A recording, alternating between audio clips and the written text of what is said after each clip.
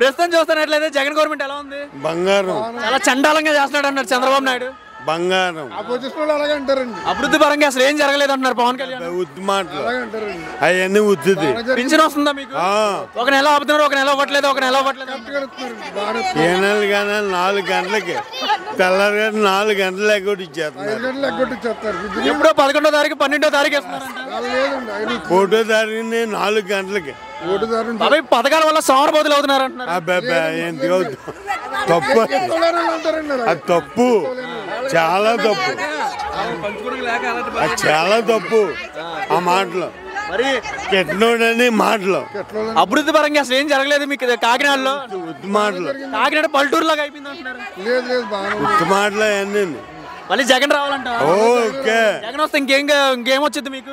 ఏమి రావక్కర్లేదు. ఇదే పథకం, ఈ పథకాలు చాలు. ఈ పింఛన్ టీడీపీ గవర్నమెంట్ లోనే ఇచ్చారంట ఇక్కడ. 200. ఇప్పుడు షర్మిల అనే వ్యక్తి జగన్ చెల్లెళ్ళు కాంగ్రెస్ లో అవుతుంది కదా, మాకు సంబంధం వేరే అత్తదంట అసలు. అసలు జగనే రావాలంట.